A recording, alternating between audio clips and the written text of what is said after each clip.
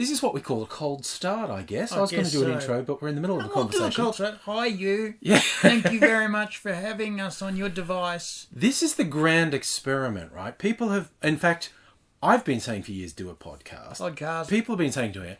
So I recently said do a podcast because I was in hospital with a septic leak. Yeah. And we could have done the podcast and you wouldn't have to see my bum.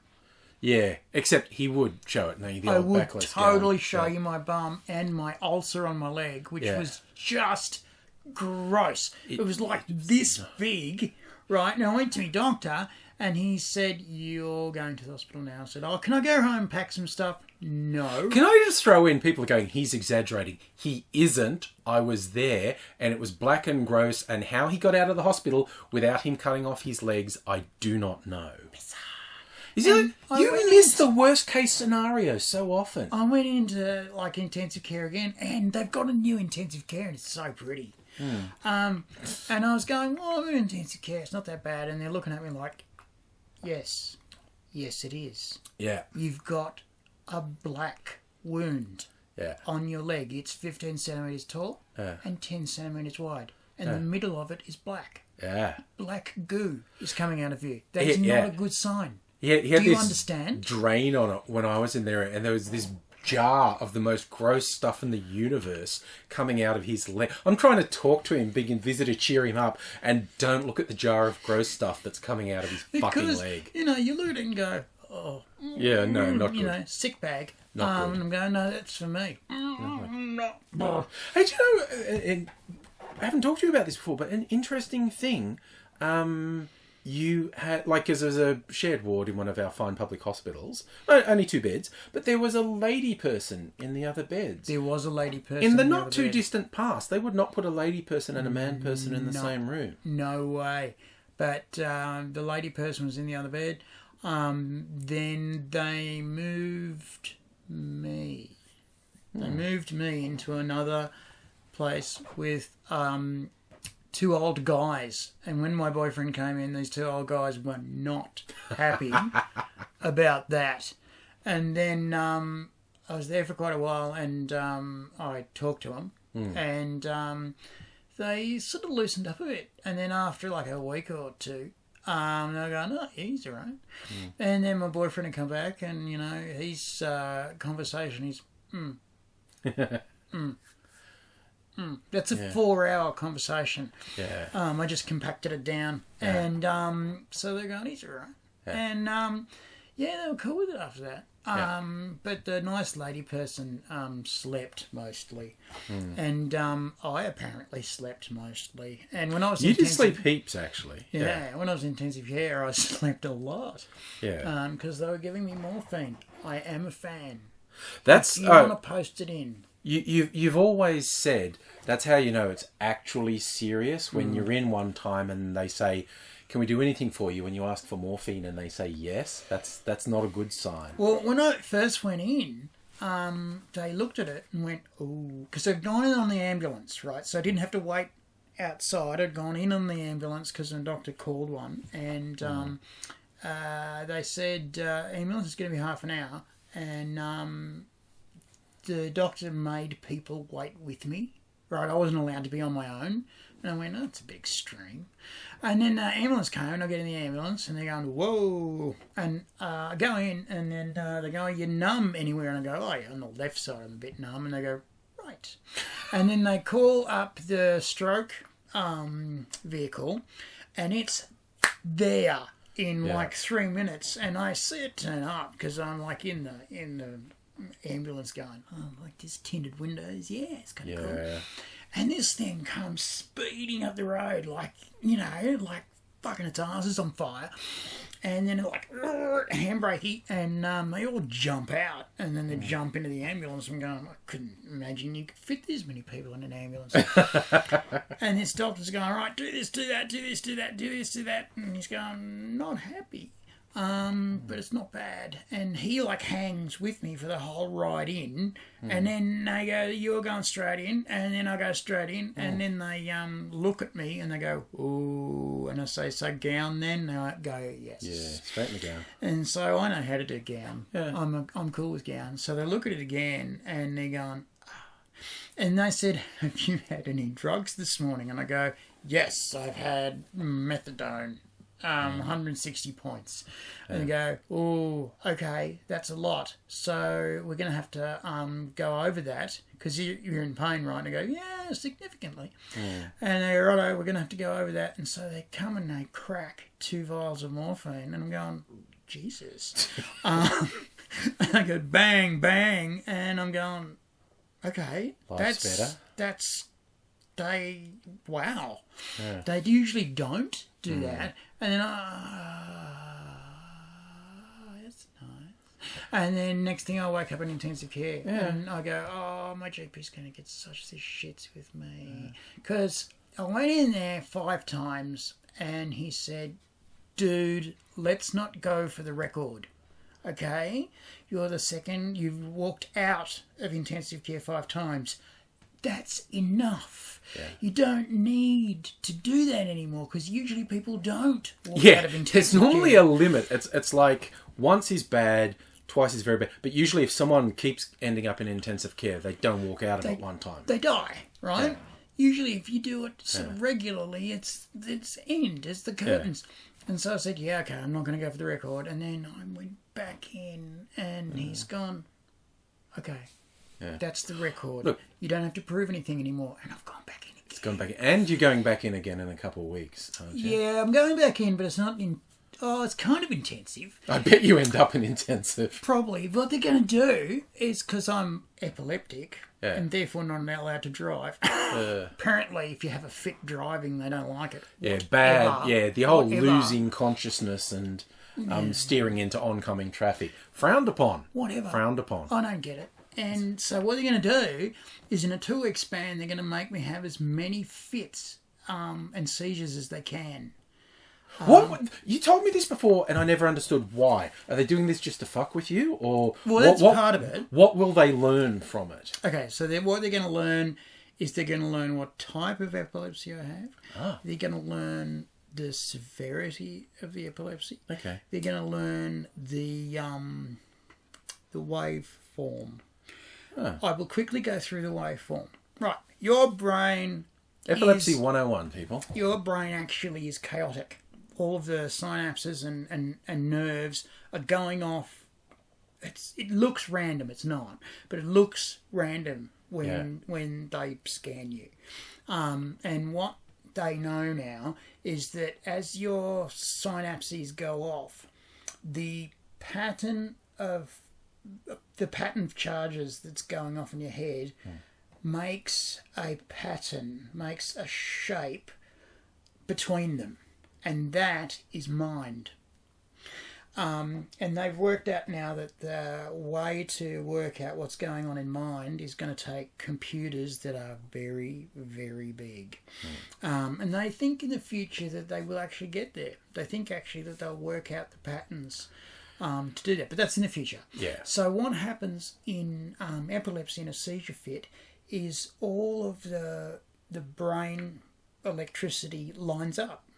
And you have these coherent waves of electricity going through your head, and then bang, you're on the floor, shaky, shaky dance, throw in the washing in a bath. So we're going to get all your mysteries explained. This is all by way of saying we keep doing this, which is the goal, of course. Yeah. To do this on the regular, like have you, hear and possibly see these once a week. I think, this is going to initially go up on YouTube to test the waters, as it were, to people. So yes, thank God it's about time you guys did this, because people have been at us for ages.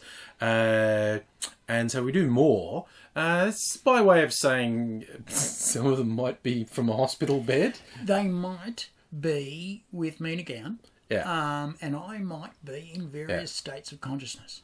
I'm just throwing out, okay, my phone, which I thought would stay if I had a stopwatch going, because, we're going to do this for about an hour. And also, I'm going to put a time limit on AIDzee's discursive stories. Because I didn't go for a long time. Well, that one was 5 minutes. So from now on, Okay. there's a 1 minute timer. 1 minute timer. And I'll be the extreme arbiter of inflicting violence when AIDzee goes off topic. But so this is, well, as I expected, a long introduction. One thing I wanted to do as an introduction, frequently asked questions, and the most frequently is like where we met and started doing things. Yeah. And we did the same uni course. It was Roughly the same time, too. Yeah, well, my last year was your first year. No. Your second year was my first year. That's really real. What year did you start? 1988. That was my last year. Oh, yeah, whatever. I was there. I'm cool with these things. I was there 4 years, 85, 86, 87, 88. So, anyway, we did the same course. It was a theatre course. We learned all sorts of traditional theatre, improvisation, medieval mask work, which might sound familiar to anyone who's seen my old videos. Straight acting. I did a lot of radio production stuff. Gay acting. And some video production stuff as well.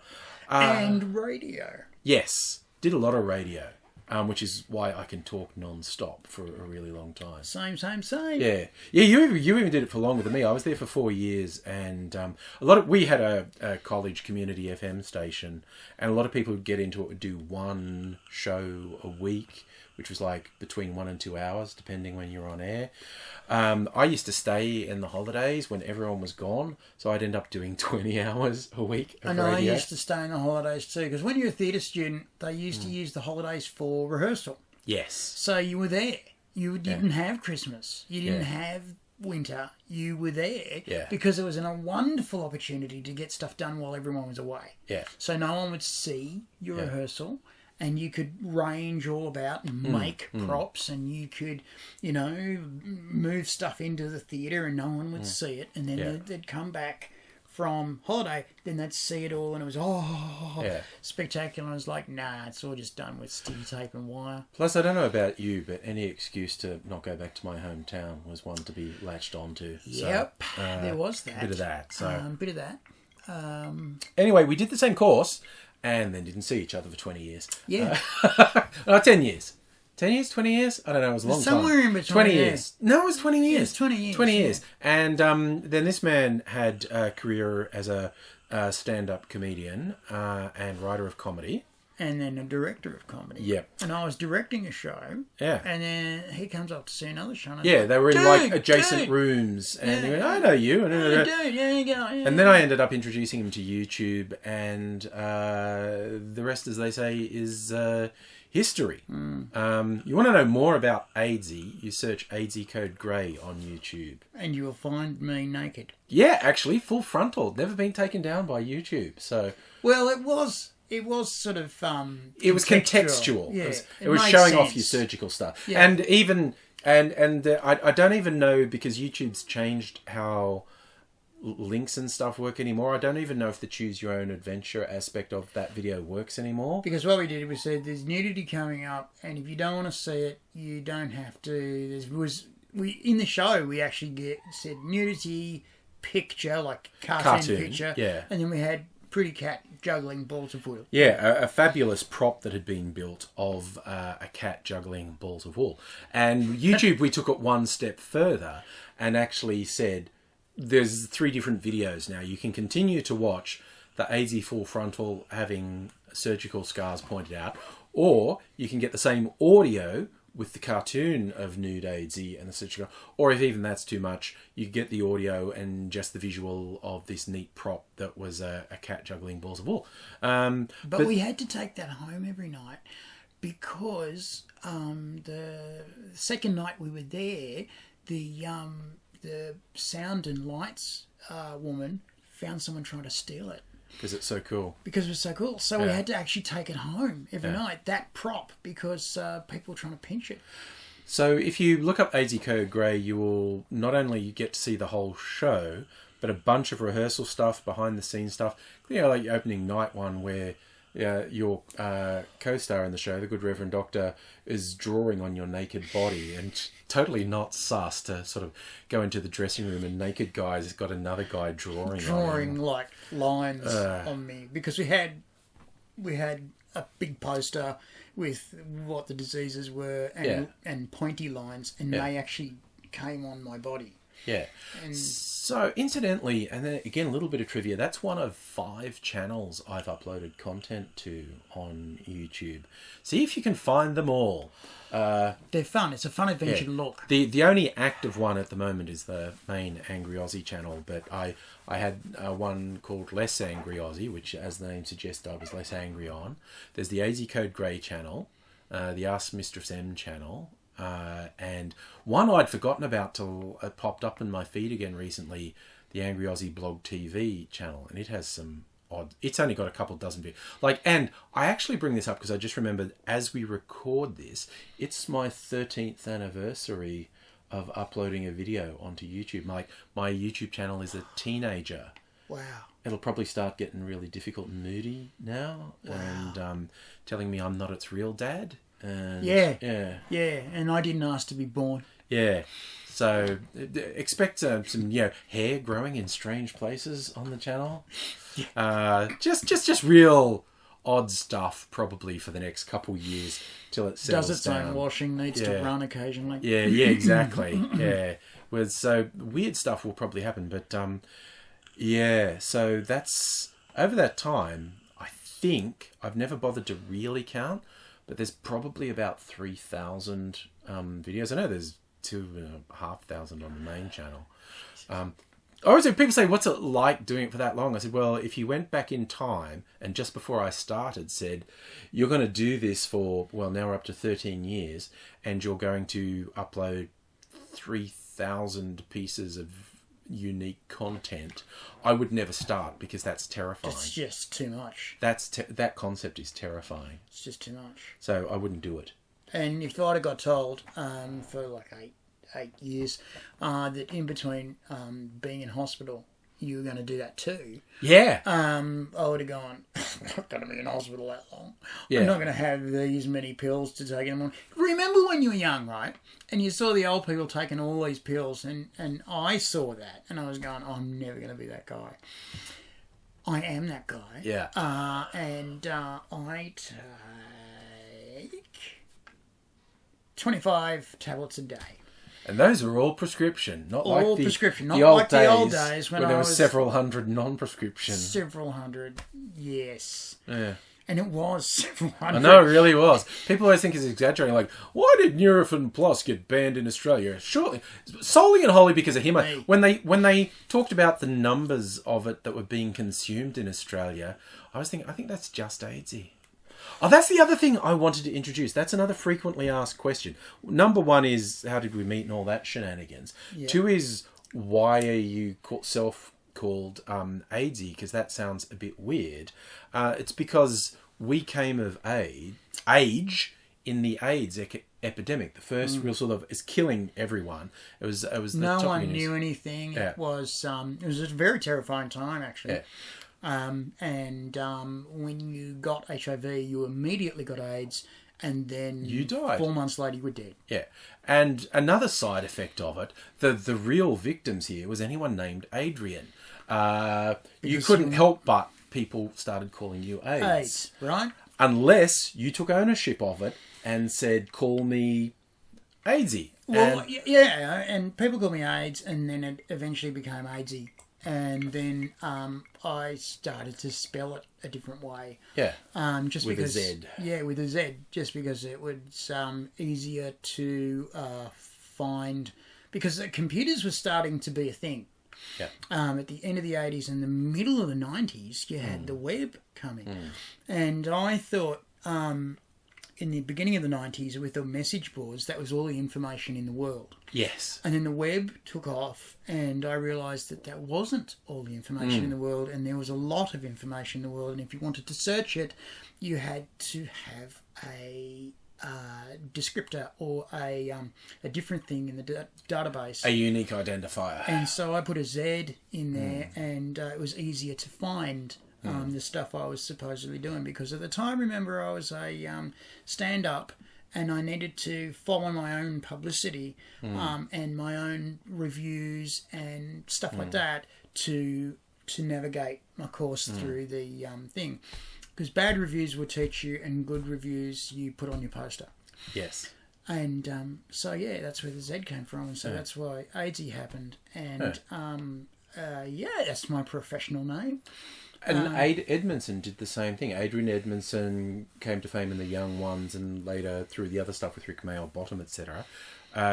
He declared, I'm ADE, Aid Edmondson. Aid Edmondson, so he basically got out in front of it. So, yeah, people often think like, that's the creepy thing, he's got AIDS. Who knows? He's got all sorts of things. He's got all sorts of things. That would be several rungs down the ladder. In fact, I was genuinely lucky because a few friends of mine got AIDS and subsequently died, and myself and another friend didn't.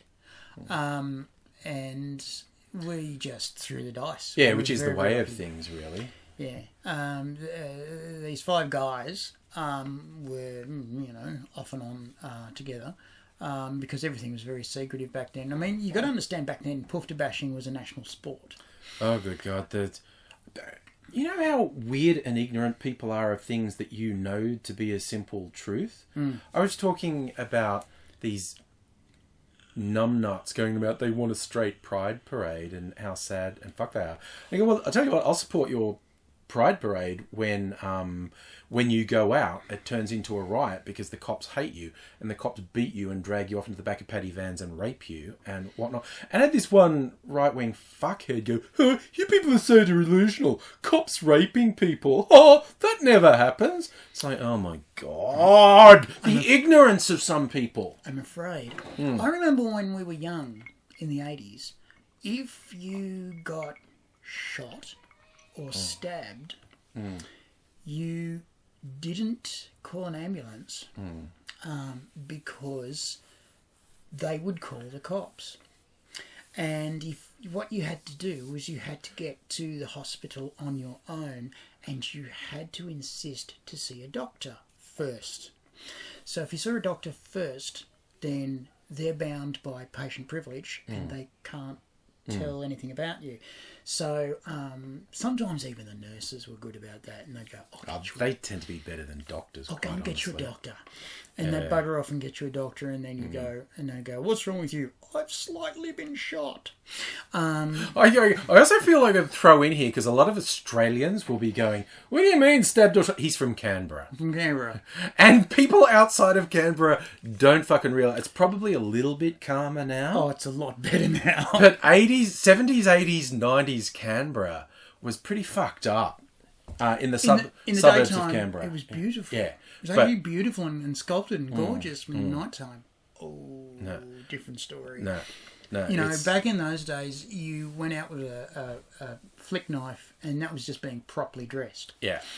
And it's funny, I just thought I had to explain to people, like, I don't think that happened in Australia. Well, it happened if you hung with the sort of people AIDzee hung with in Canberra in the 80s, and basically. You did not want to get involved with the cops. No. No. Because, and there were horrible stories of guys and girls who would go, and teenagers, who would go into the cops and say, oh, I just got raped, and then they'd be taken out the back and raped again. Yeah. Back in those days, ACT wasn't its own state.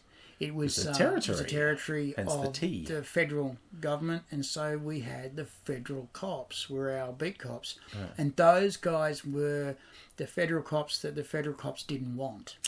Yes, because the federal cops in Australia are as close as we have to, like, the FBI.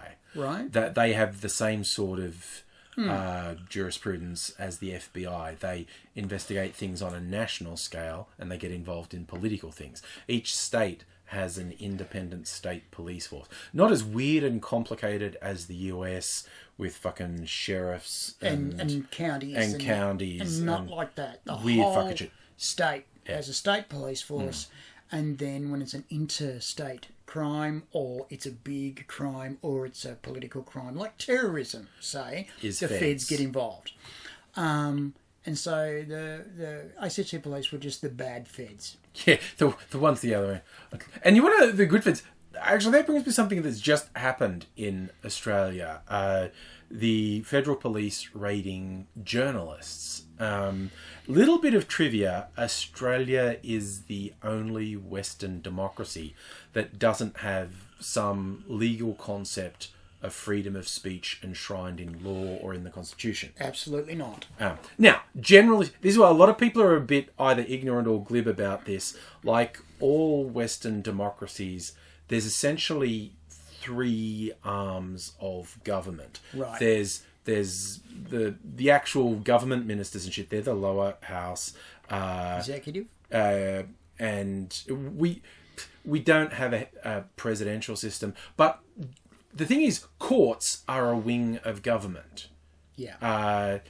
Like in the US, it's the presidential, the executive wing, the legislative wing, which is the Senate and the Congress, and the courts. And the courts, and basically, Parliament can make laws. Technically, the Queen can still make laws here. Technically. She's chosen not to. Well, she won't. Our head of state is still nominally the Queen's representative, the vice-regal representative, the Governor-General. Right. And each state has a governor. They're not elected, they're appointed, and they're theoretically a representative of the Queen. They're very little more than figureheads, especially since one of them sacked the government in 1975. But they can. They can pass laws. If it got desperately bad. Yeah. The Australian military takes an oath to the Queen, not to the government, to the Queen. If the Australian military was asked by the government to take up arms against the Australian citizenry, they would refuse to do it. And that puts the military in a situation, and the government in a situation, where they are at odds. Yeah. The government tells the military what to do. Yeah. The military does it. But if the military refuse and the government want them to do something, the Governor-General has to step in and cut the stalemate. Yeah. And the Governor-General will do that by sacking the government. Yeah, given that's what happened in 75 when the opposition managed to get the numbers in the Senate to block supply, which is essentially what they keep talking about in America about government shutdowns, is not having any funding. Yeah. So anyone employed by the government wasn't getting paid, etc. And it put enough critical pressure on it to get away with this scam of sacking the government. And it was a scam. That one was bad. Yeah. That one was a scam. Admittedly, the government of the time was fucking up very badly. Yeah, they while they introduced some, this was the Whitlam Labor government. Awesome stuff. Awesome stuff. They also were a bit of a walking disaster area, which is how Malcolm Fraser and the Liberal Party were able to get away with this, because weird fucking disasters were happening every 5 minutes. Financially, they were a train wreck. Oh, and they had finance ministers trying to borrow money from private interests overseas. And this one particular scandal, they were trying to borrow money from this one guy, and the press interviewed this guy and said, "Do you have any experience about finance at this level?" No. He just kind of knew people in the Saudi royal family, didn't he? It was oil money. Any connection to this money? No. And they go, well, how are you going to get this enormous amount of money to the government? I don't know. Yeah. And the press went, no, that's bad. And it was called the Kemlani affair. Because that was his name, Tariq Kemlani. Yeah. Yeah, he knew some people who knew some people. And that was all awesome. Like, they went to the government, you have fucked up royally. And different ministers kept doing different fuck-ups. Jim Cairns, who was a good minister, but was prone to fuck-ups. And that was the trouble. They all had really good ideas, and they put them in, and then they would step in the crap and blow it up. And it just kept on happening. Yeah. And the Prime Minister at the time did have control of his people. Yeah. But unforeseen circumstances would blow up. Well, because a couple of them, the reason he had to get rid of Rex, what's his name, who was the guy doing that deal with Kemlani, and Jim Cairns, is they did stuff behind Goff's back. And they knew what Gough would say, and he said, I'll do it and it'll work out and Gough will think it's okay. Yeah. And they did it against Gough's wishes and made Gough lie to Parliament. Gough said that's not happening because the minister told him it wasn't happening, and it actually was.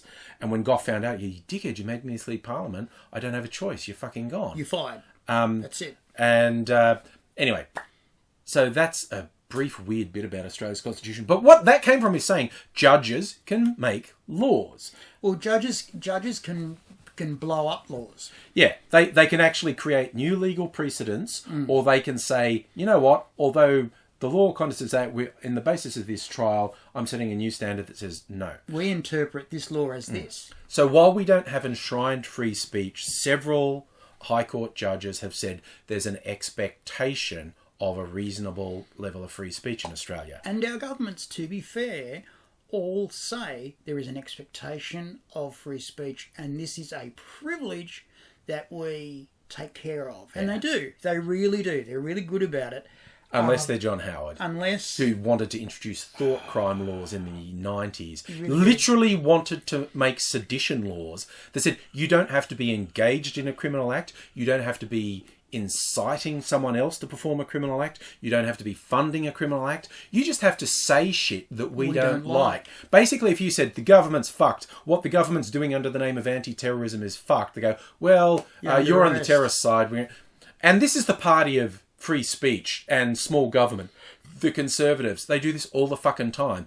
And currently, the Federal Police have been raiding journos. It started actually with a Murdoch journo, fucking believe it or not. I didn't believe that. And the ultimate irony was, this was about this journo exposing the extent of some of the spying operations in Australia. Yeah. This is like 1984, if George Orwell was into really on-the-nose irony.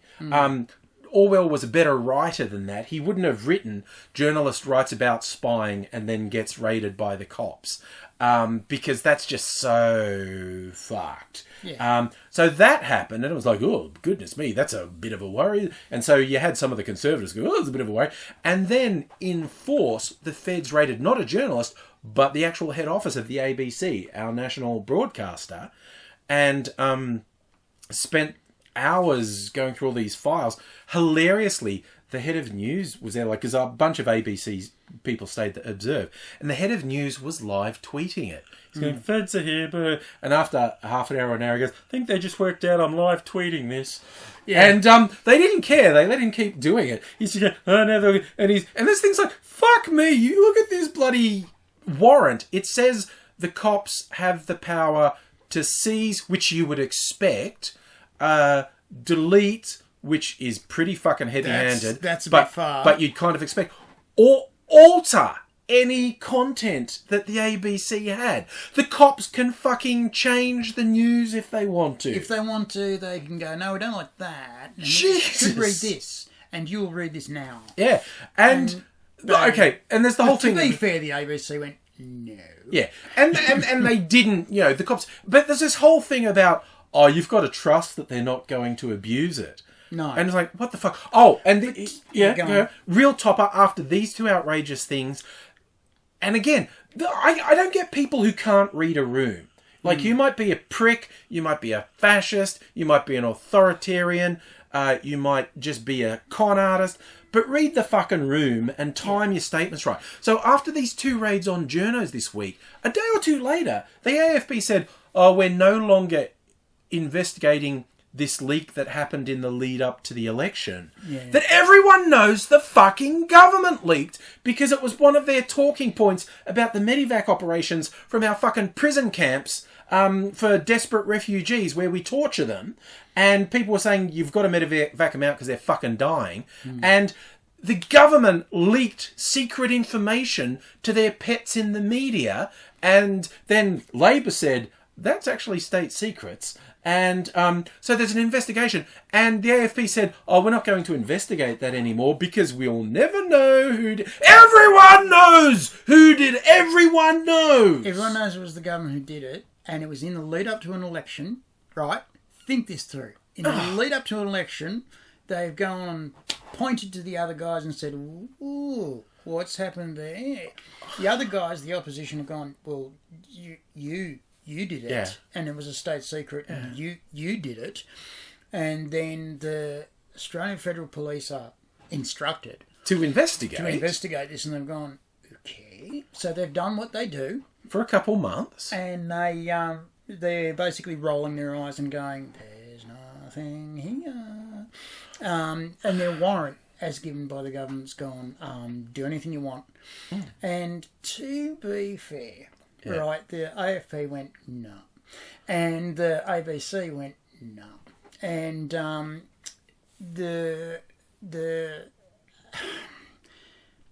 yes, Australians don't trust their institutions. No, right? fucking should we, but anyway. It's a cultural thing.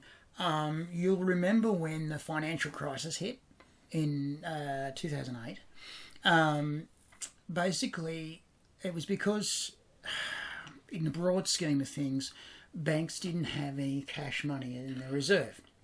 Right? They didn't have that. In Australia, banks are forced to have a third of their whole value in cash reserve. They must do that. So they can't invest it. They can't. Banks want to go, I want to invest it all and I'll make even more money back. But your investments might go tits up and you lose it all. Like the GFC, which was triggered by the fucking housing meltdown in the US, which was just from gross mismanagement and outright criminality. But we have a buffer here in Australia. That's right. You know, and because the banks always ask, oh, can we spend the third that we're supposed to keep? And the Australian citizenry, basically, and the government is not fucking that stupid that they go against all of the wishes of the entire fucking electorate. They basically go, the electorate goes, no, you may not. And the government goes, oh, okay. No, you're not allowed to invest all your money. You've got to keep a third. Now, when the GFC hit, Australia had a surplus in the bank, which they then spent to keep the local economy going, and didn't that upset the Conservatives? Yeah. And then the banks, right, because overseas all the banks were exposed to these massive loan outs that weren't going to ever come back, right? Especially America had a whole bunch of worthless assets and they were going down like a stone. In Australia, they had assets that were interconnected with the retirement funds that are solid, blue chip, slow earning investments. Very slow earning, but solid. They had interconnected links with that, and they had this third of their total assets in cash, in reserve, basically. Because remember, banks don't have money. It's your money that they have. They don't have their own money, basically. And when it says the bank's in profit, no, they're not. The shareholders are in profit because it's their profit, but your savings. So banks like to come on like they've got all this money and they're powerful. No, they're not. They've got your money and they've got the shareholders' money, and they're managing that. They take a commission off the top. Right, that's how they get paid, and they get paid enormous amounts of money. Yeah.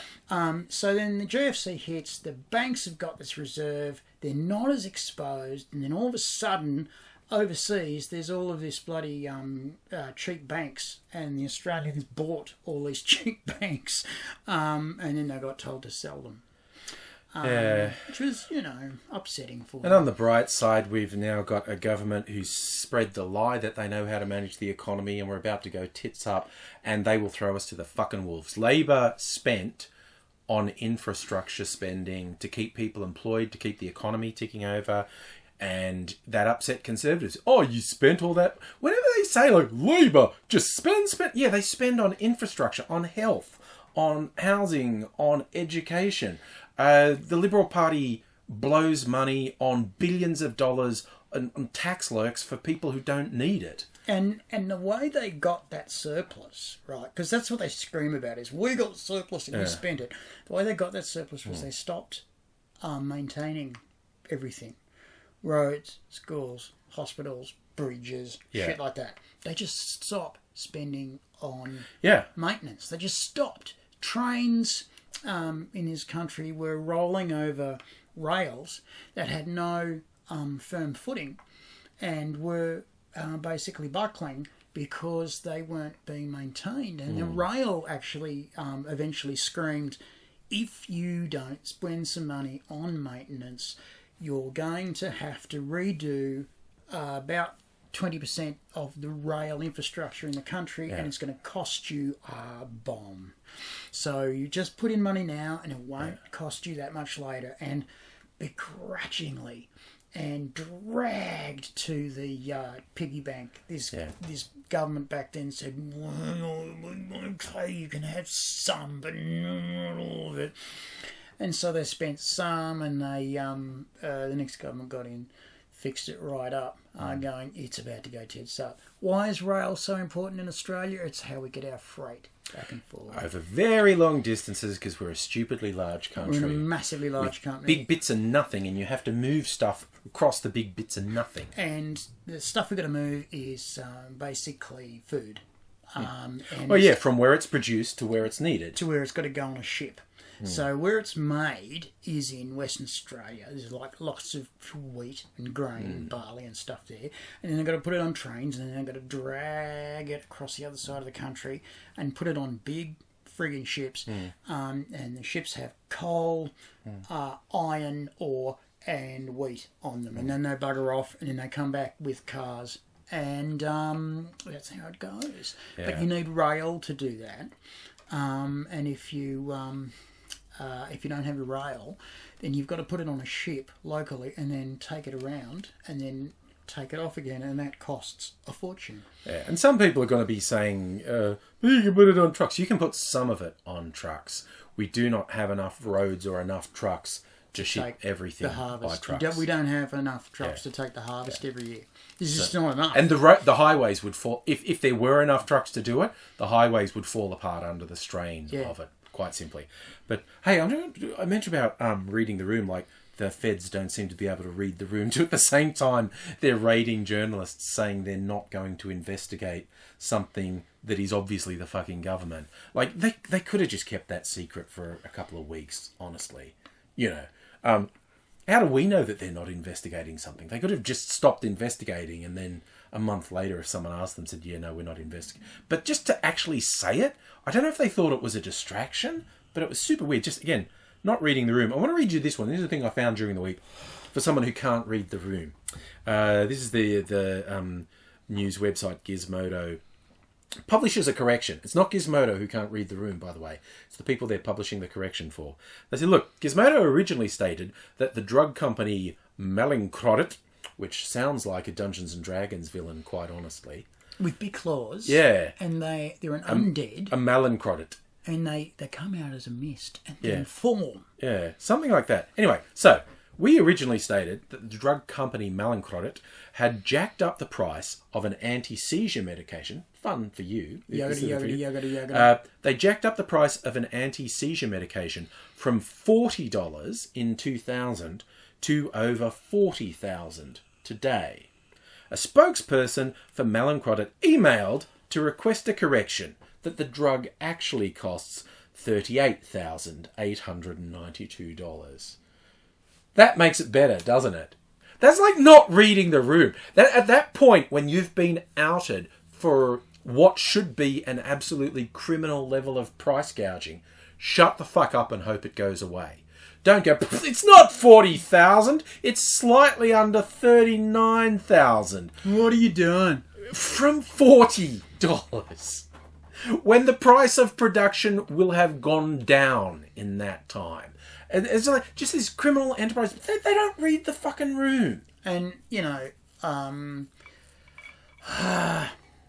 so, okay, I'm gonna compress this as much as I can. Because you have to, because I'll put a 60-second timer on you. Go. Okay, the PBS in Australia is the Pharmaceutical Benefits Scheme. It makes sure that people who don't have a lot of money only pay a nominal amount. It's $6.50 at the moment, $6.50 for very expensive drugs. So, and I'm going to give you extra time, saying it's because we, as a general rule, don't want people to die just because they're sick when their death is preventable. As opposed to the US, where it's clearly like, fuck you, die, go on the internet and beg for your $5,000 for insulin you need this month or you'll die. You know, we have a thing where we prefer that doesn't happen. And it's actually not just because of nice guy, it's actually because of tax. A lot of years ago, there was a health plan suggested to the government, and the government was going, expensive. And they said, look, you'll get 3 times back what you put in 10 years.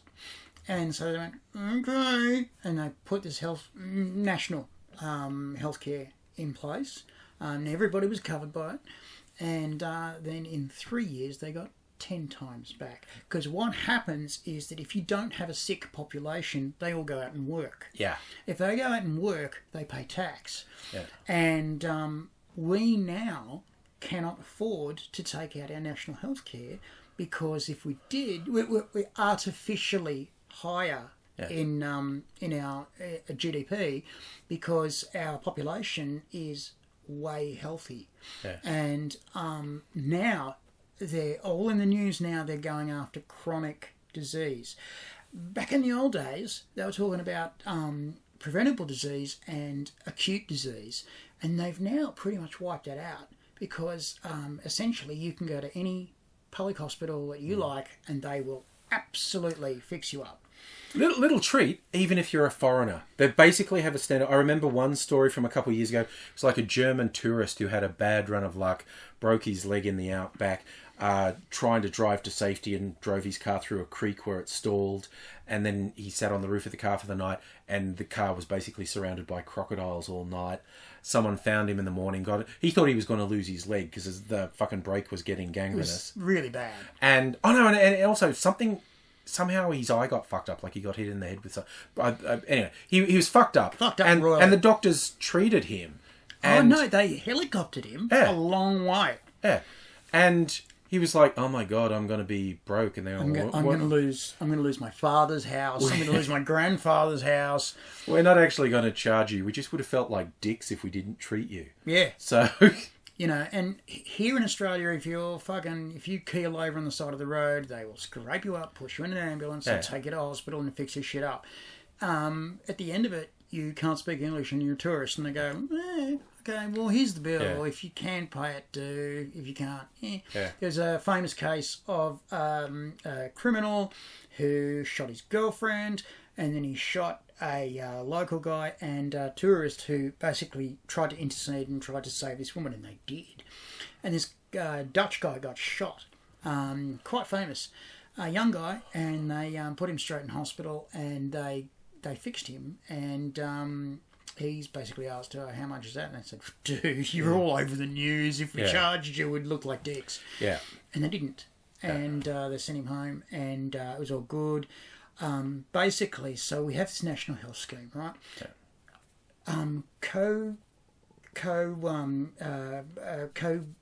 Cogent to that is we have this pharmaceutical benefits scheme. Now, if you're poor like me, you get this nominal fee, which is $6.50, and some of the drugs that I buy are worth a couple of $1,000, right? And there's one particular drug I buy very regularly, and it's worth between $400 and $800, depending on how strong it is. And I don't pay that. I pay $6.50. Now, if I wasn't very poor, and if I had a reasonable amount of money, what I'd have to pay for that drug is $150, which is quite a lot.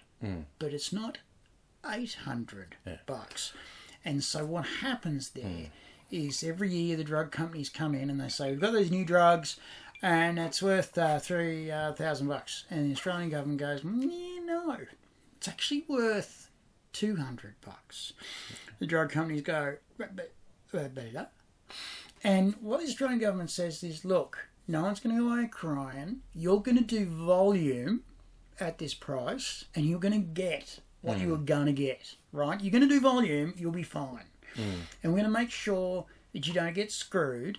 So instead of it being several $1,000s, it's going to be a lot less. And we're going to, and in fact, the Australian government takes a hit on, even if I had a good job and a lot of money, they still take a hit on the drugs. This is an interesting thing. Like the AIDzee pay rate is what your poor little person on sickness benefits pays thing. But if you are the employed person who also has a chronic condition that requires you to keep getting prescription medication, there's a cap. Once you have paid a certain amount of money, the government goes, you know what, you've paid enough money for medication this year, you don't pay for any more. As opposed to, I don't know, the US, where I'm sure there are certain free market types who possibly had an aneurysm at that concept, that if you cost the system a lot of money, you don't get cut off. Literally the opposite happens. If you spend a lot of money on the system, the government goes, oh, okay, we probably should just be looking after you at this point. Yeah, dude. So look, you've given us free. A lot of cash. We'll just give the rest of it to you for free. It's usually the most massive one I've seen is it's 4 months to the end of the year, because it's to the end of the year. Yeah, it's a yearly thing. And then you're back again. Yeah. So the most massive one I've seen is this guy's like 4 months out, and it's like, yeah, you've hit the cap, dude. Yeah. It's like, and I was going, Jesus, how much money have you spent on drugs? And if you're a cancer patient, you know, cancer drugs cost a fortune, bomb, yes. right? Cancer patients spend $150 on cancer medication. Some of this stuff comes in at $30,000. And the Australian government says no, it's cancer. Yeah, and it's the thing, as AIDzee was saying, we bad. are the actual thing. We've proved the economy benefits from this. You get these people go, no free rides. Why should my taxes pay for that? Blah, blah. Because, and it isn't just a healthy population works more and pays more tax. But if you're healthy and you know that safety net is there, you worry less. There's less pressure on you. You're more likely to do. You get this weird thing in the US where people stay in a shitty job because it has health insurance.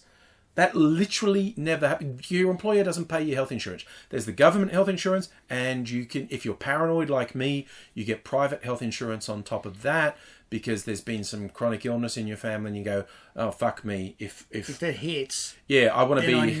I need that extra protection. And people who buy the private health insurance, when they get hit with special drugs, like, okay, there's some drugs that aren't on the pharmaceutical benefits not thing. On the list.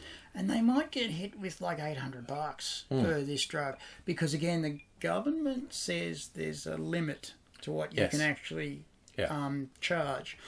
And so you might get hit with $800 or $1,000. Well, then your private health insurance comes in and says, well, no, we're going to knock $600 off that. Yeah. And then the health system says, yeah, we're going to knock $50 off that. Yeah. So you're not paying out your ass. Yeah. Also, if you're poor like me, you're just not going to pay that. Exactly. But if you're quite rich and you don't have private health insurance, which is actually quite rare, you're going to pay the full whack. Yeah. But you're probably going to afford to do that. Now, again, what's really weird is when the Conservatives go, oh, we're going to take some money out of the national health insurance. Which they always do. Hardcore financial Chamber of Commerce types, the National Chamber of Commerce types, and you can imagine how right-wing they are. They tap them on the shoulder and go, no, you're not. It's the thing, because companies, the big business, makes more money with this publicly funded health system. They make a fortune out of it because their workers are healthy. Their workforce isn't out all the time, and they don't have to train new people to do the same job, which is expensive, and you've got to pay them while you're training them, and then they go in and they do it, and then they get sick, and then you've got to do it again. Yeah, I mean, the loss of productivity from the ridiculous fucking system that exists in the US for existence. And, of course, the loss of experience and skills. Yeah, it's absolutely bizarre. So that's why it is, and that's why I can afford to go to intensive care all the time. Yeah. I don't want to do it. No, you really. If he ever stays there for a long time, I know it's bad, because you've gone in sometimes where you've actually had a collapse and you've only been in one night. And I'm like, how the fuck did you manage it? Because he talks them all into letting him out because he doesn't want to be there. You don't want to be there, so, So if you're there for a couple of weeks, it's pretty fucking hardcore. I'm usually in a coma. Yeah. What was weird was a while ago, before I met boss of the house, which is what I call my boyfriend, and what he calls himself. Before I met boss of the house, I would go in to hospital every 6 months with a coma. My doctor was quite upset with me. I had a pretty spectacular drug habit, quite spectacular, which I've stopped. In fact, there's videos of me stopping. Yeah. We've talked about this quite a bit over the years. Not a happy camper when I was stopping. I was quite upset. Yeah, when you've taken a virtual truckload of painkillers to numb yourself a bit and you suddenly stop doing that, there's two reasons you're not happy. The pain comes back and the withdrawal kicks in. So and I wasn't a graceful. He's like you. You may think he's a lovely, charming, happy-go-lucky guy because it is usually how he comes across in videos. But you haven't seen him detoxing, so. Oh man! And I try and keep it together, but you can see me chewing glass. Yeah. You can see that I'm grumpy and short. Yeah. And and they when I first went off, they put me on this particular drug that stops you being able to get high off opioids, because I was taking opioid painkillers, and they were mixed in with an ibuprofen, and that destroys your kidneys, and I did that. If you take normal people doses for too long, it has side effects. But AIDzee takes the population of a small country's. Yeah, I was taking a lot. Yeah. I was taking, I'll just say it out loud, I was taking 254 painkiller tablets every day. Actually having to set aside about an hour a day just for the physical act of consuming them. Just to eat them, to pop them out of their packets. They used to sell them in packs of 72 and they were relatively cheap. But... And I would go pharmacy to pharmacy and buy them up. Yeah. And I got to the point where I would have to go to 4 pharmacies a day. And that was getting a bit much. Yeah. And then there's a bit of overhead on that. Yeah. I cut down then. Yeah. And then I cut down again, and then I got seriously ill. Yeah.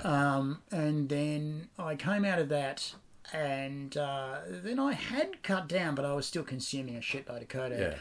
And I got sicker and sicker. I was every 6 months going in for a coma, and I was due... Or actually, my doctor said, if you don't fucking change your ways, you've got 2 years to live. And then he turned around and said, dude, if you don't change your ways, you've got 2 months to live. Okay? You're looking at me? Okay? And I've known this guy for like 20 years. More now. And I went, yeah, okay. And then I went into another coma. And every time I went into a coma, I was in hospital for like at least 3-4 weeks. And it was great because I couldn't get access to my drugs. And they made me eat food. Because when you're having that many drugs, you can't afford food. I say you can't afford food. You can afford smokes and drugs, or drugs and food. Not smokes and drugs and food. So I would go, well, I clearly need drugs, and I clearly need smokes. Food we'll take care of in a few days. And I did lose weight, and that was great, but... But, big capital letters, neon lights, flashing chaser, but I wasn't very healthy with it. No, surprise twist. Hey, look, I'm going to downshift because I've spent a minute trying to think of a easy segue and I didn't. So I'm just going to change gears with no clutch in the car. Hear the gears grind. Just the last little thing. Yeah. I came out to my parents because... From a hospital bed? No. Because boss of the house had essentially moved in. We were together. This guy's half my age. Yeah. Papa still got it. And I didn't expect him to stay. I expected, a couple of nights or one night. And then he came back for another night and I thought, that's it. Yeah. It's all over, but it was great. Yeah. I was going to be grateful. And then it kept going. And he kept on coming back. And I'm going, yes. And then one day, about 2 months in, he's like brought stuff. And I live in a tiny little house. It's really one room. It's a tiny little house. And he brought stuff and started packing it on my shelves and pushing my stuff aside and put his stuff there and went, what you doing? He says, I'm moving in. Yeah. I just said, I'm moving in. I'm going, why? He says, it's too much hassle to ride back and forth from my place to your place, so I'm just going to hang here. Yeah. And I'm going, that's sort of good. Yeah. And then I was due to go for another coma. And I thought, I don't want my boyfriend and my mum to be at the foot of a bed when I'm in a coma and going, who the fuck are you? Yeah. And so I came out to my parents. I mean, I'm in my 40s. We actually, there's a video from when you did it. You could probably find it by doing a search, AIDzee coming out. It's a video, because everyone has coming out stories, and usually teenager or early 20s. Different angle. We've got the whole video where you talked about you came out in your 40s and what that was like. Yeah, because, there's a point to where your parents don't care anymore. They don't want to know. But I thought I'd slide home, and so they met boss of the house. Then boss of the house stays.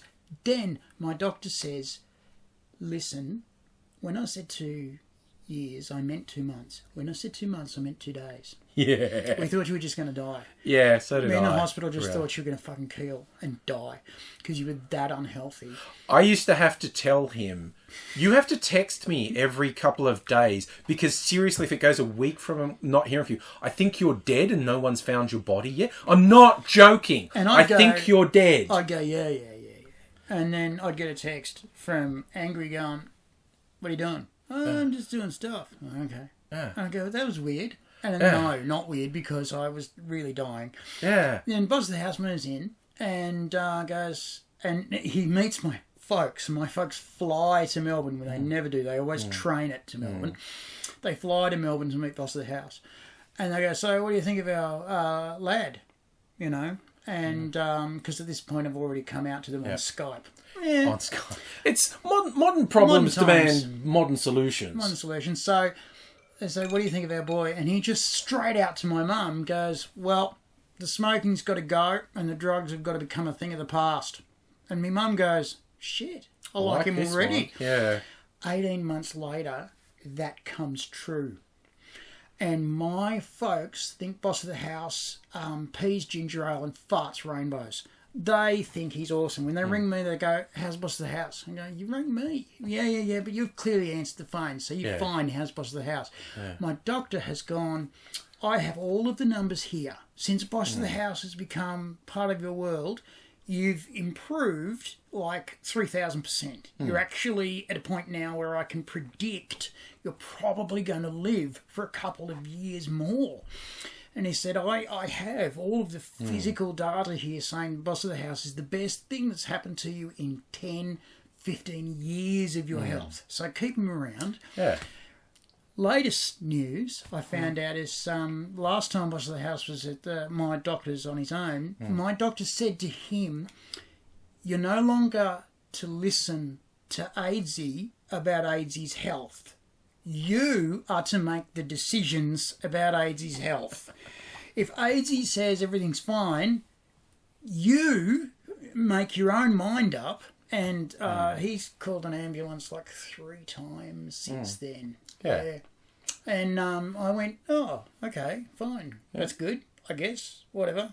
I was saying I couldn't think of a segue. What I wanted to say, you gave me a segue because we've actually hit the hour mark, and I wanted to keep this to an hour, so I'm going to wrap up. So I'm not actually going to do this. But one of the things we want to talk about when we're doing these podcasts is relationships, advice.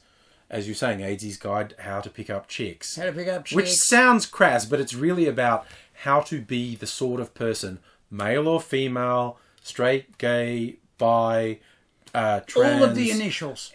Wherever you are on the spectrum of human existence, how to... And what it really is how to be the sort of person who's worth having a relationship. Or, if you're just after a one-night stand, well, how to be the sort of person who will actually provide quality one-night stands to people so they will happen. We have the experience. Like I said, he's still managing to hook him half his bloody age. Been in a relationship for 14 years. I've had the relations with the people. Yeah. You know, so... An ex-girlfriend of mine and I worked out that I've slept with 100 people. That's probably lowballing it, quite honestly. Which is kind of cool. And Yeah. Basically, it's not, slam them and go. Yeah, you've managed to be non-exploitative while being a total slut. Oh, yeah.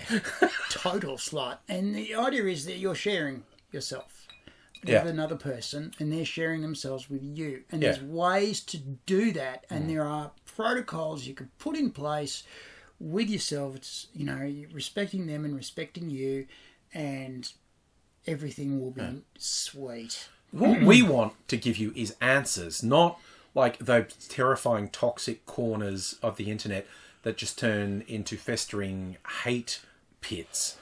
Actual answers, actual actionable things you can do to ascend that path to gratification and or happiness and fulfillment. Whatever you're doing. If you're watching this back, maybe give us the material for the next one. In the comments or via social media, send questions, things you would like solved. How do you improve yourself? How do you do those things? Because, we actually know some shit on that front. Yeah, I've got a shitload of scars through my life, and so does Angry. Yeah. And, when you go through those scars, like I was saying, when I was a young guy, poofter bashing was a national sport. I got properly poofter bashed like 5 times, and 2 times they were actually trying to kill me.